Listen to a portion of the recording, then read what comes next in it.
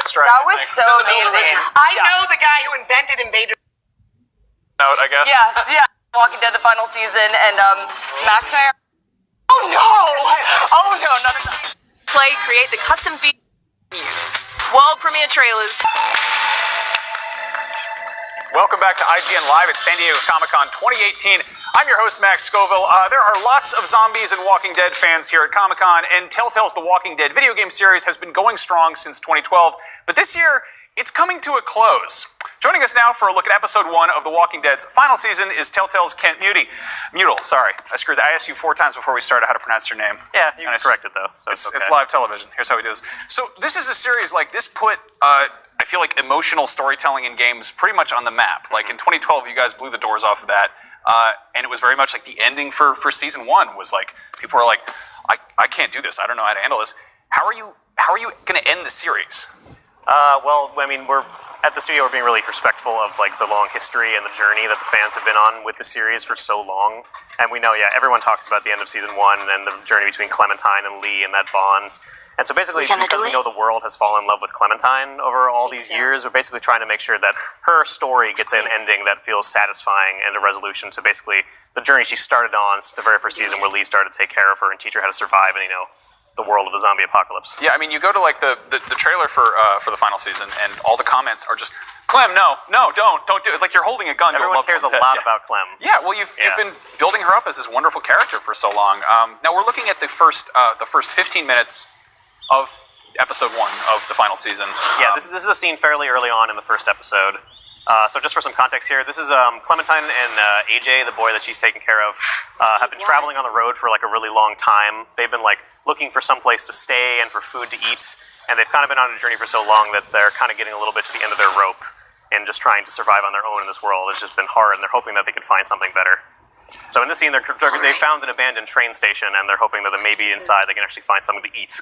Which is like a rare commodity now. Yeah, I would imagine this. You guys, it's been 5 years post-apocalypse at this point. Yeah, we're so far in actually that like most like terms of like prepackaged food and stuff you would expect to find is like gone now.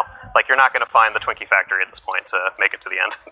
Now, how did you like strike the balance between like mature storytelling and it being about children? That's always like a very touchy subject in games. Yeah, it's something we're trying to always be respectful of. I mean, The Walking Dead, like even though everyone is children, everyone kind of has to grow up a lot faster, right? Like everyone kind of has to be hard to survive at this point. So even though it's children and stuff you've seen from the material, like the game is actually about a cast of children this season. And kind of see how the fact that they have grown up in this world kind of without adults, like being able to take care of them for a while, gives us kind of like a really unique take on the apocalypse at this point. Given that people have seen so many other like apocalypse stories before. It's kind of like a Lord of the Flies thing too. There's a bit of that. There's a little bit of that, yeah. Now, do you have people working in the game? How many of them have kids and have like taken sort of that experience and put it into the game? We definitely have a lot of people have kids. We definitely get a lot of opinions around the studio about like how the child characters should talk.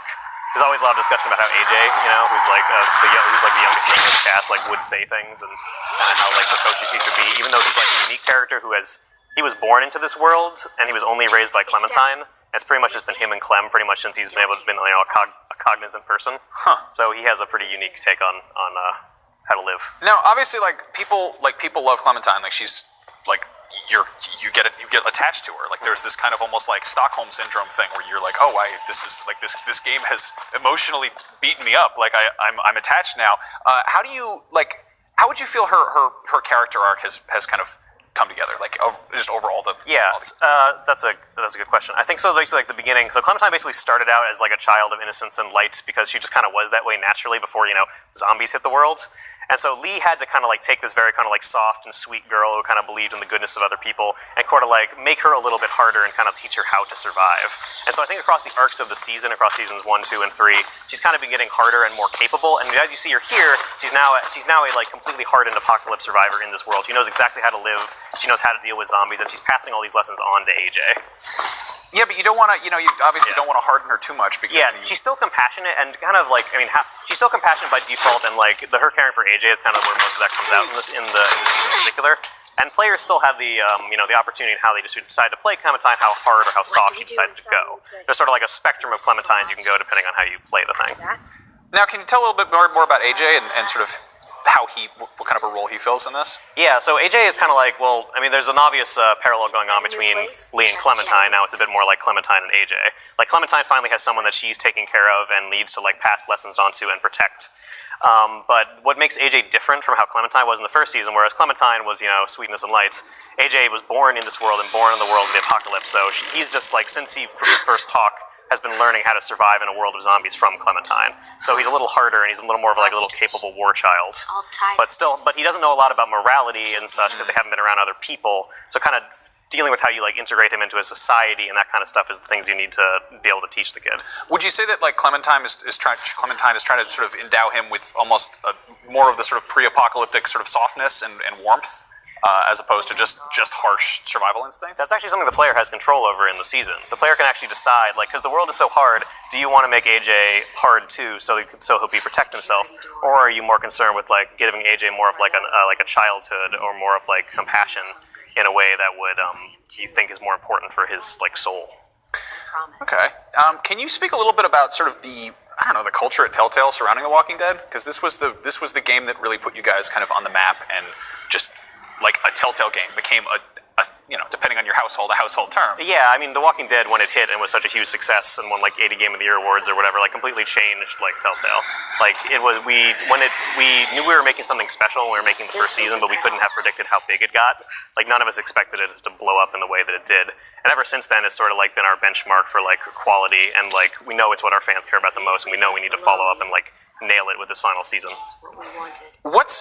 So you say final season. Mm-hmm. You've done sort of side steps, and there was the Michonne, and there was 400 Days, and you've done sort of like tertiary things to The Walking Dead. Is this the end of Telltale's relationship with The Walking Dead this season? This season is the end of Clementine's journey, and that's as much as I'll say on that. Okay, well that's fair enough. Yeah. Now a lot of people, I think, that interactive narrative approach to games, like people are always pushing that envelope further and trying to really drive it home. Is there a world in which Clem doesn't live through this? Is there like a down ending to this? I'm definitely not going to spoil any of the endings to the season. Okay, well, I will say dark things will happen because it is a season of The Walking Dead. So. Okay, I mean that's a terrifying line to walk, I imagine, and you see how an audience reacts to. Like that's the thing about games as a medium is that the players have so much control that it almost feels like that's something that they helped create. Yeah. And if you suddenly just kind of jerk the wheel and you're like, well, anyway, the ending's this. Bye, sorry. People get worked up. Yeah, we do a lot of work to make sure that the endings and the choices and the paths you can take in the game feel like something the player would want to, either they've chosen themselves or the circumstances around it make it feel like that's what they should opt into. Like it's kind of like game design in general. You want to make sure the player and the character are as aligned as you possibly can make them. And so that's either through the choices or through the circumstances based on what we've set up about the character. Actually, if you would like to do a little host participation here in our demo, we have it set up here. So Clementine and AJ need to get into this back room because they're pretty sure that there's food inside there. They've entered this abandoned train station, and they found this tied up zombie couple who have tied themselves to chairs and drank poison so that they could die in their own home and gaze outside that window at the sunset forever. They have a key on them. So Clementine could kill them and take the key, despite the fact that this is what they wanted, or you can send AJ through that small hole into possible danger, but you know that there's food in there. Ooh, and Clementine has talked about, like, AJ goes like, we should kill them, they're not people. And Clementine says something to the effect of, but they were used to be people, and as people, they asked to be left alone. And so what would you choose in this scenario? You know what? I think it's just a safety hazard to have them sitting there. I think we should ace them. We should get rid of the couple. Okay, kill the couple. I'll get the key. I mean, maybe I'm a monster, but I don't know. Maybe. But I mean, what if some other pair of children stumbles into this train station? Who knows? There's just zombies sitting there. It's true. They're not much of a threat. They're tied up and they're pretty weak and old. But all right, get the key. Come on. Double tap it. You gotta double tap this one. She's a little. Oh. Oh. Yeah, the gore and the character models and stuff look really fantastic this season. I think we could say the art style has been like pushed, I think, even to the best version of our sort of like living comic book thing that we've been trying to do since the first season. Mm-hmm. We even have this thing we're calling graphic black, where like objects far away from the camera get like really solid black and solid colors and stuff as you get farther away to create this sort of depth of field effect that's like comic book based as opposed to like camera based. Have you ever considered doing a black and white filter for these games? We've thought about it. I feel like that could be really cool, just because it would look like really like the comics.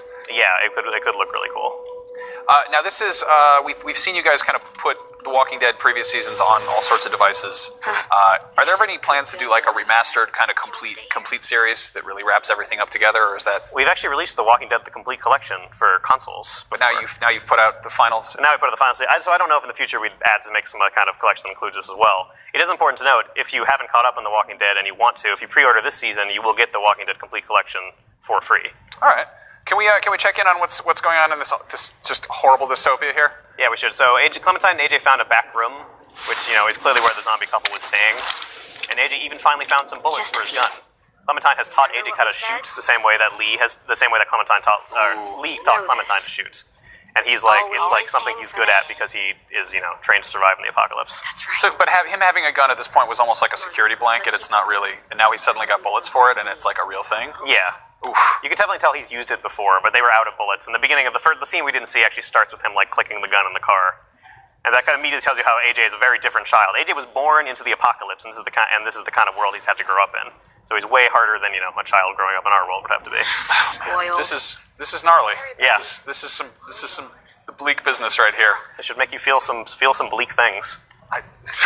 And you can actually, even right here, choices still matter. You can actually determine whether AJ gets to swear or not.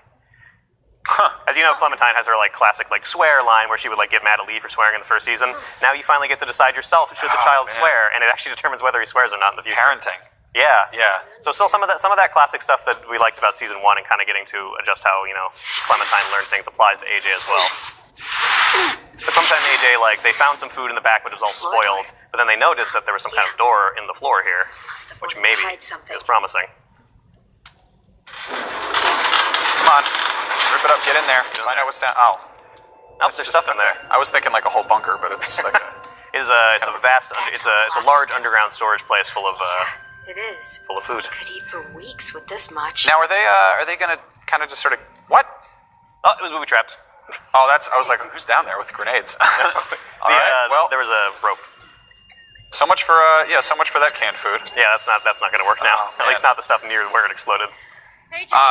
So, can you speak a little bit about the sort of the mechanical changes that have come to this season? Yeah, and we're actually about to see a good example of it coming up here. So this season, there's a really cool example of the graphic black style there, where the zombies in the distance, the noise from the explosion is drawing a bunch of zombies. There's actually a free-form combat system in the game now too, where there is combat that is not just a traditional scripted QTE sequence that we expected from Telltale games, but there also is sequences where Clementine gets to move freely and deal with hordes of zombies. And you can stun zombies and you can kill zombies, and zombies that are close to each other are dangerous. Clementine can't just kill a single zombie if it's next to another zombie.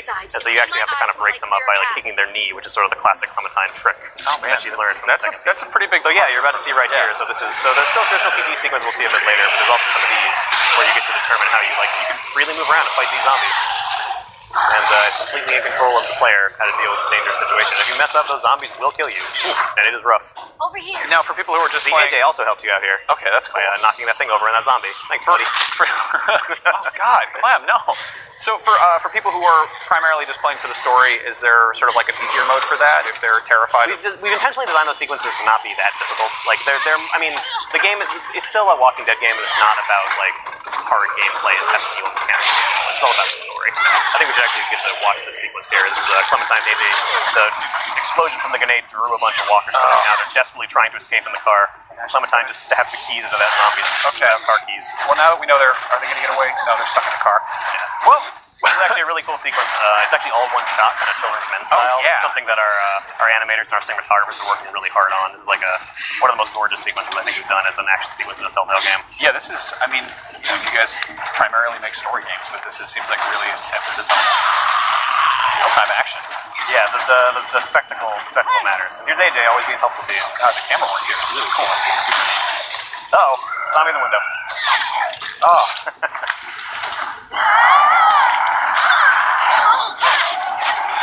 Yeah, AJ with a little knife. So again, this is really pretty early in the game.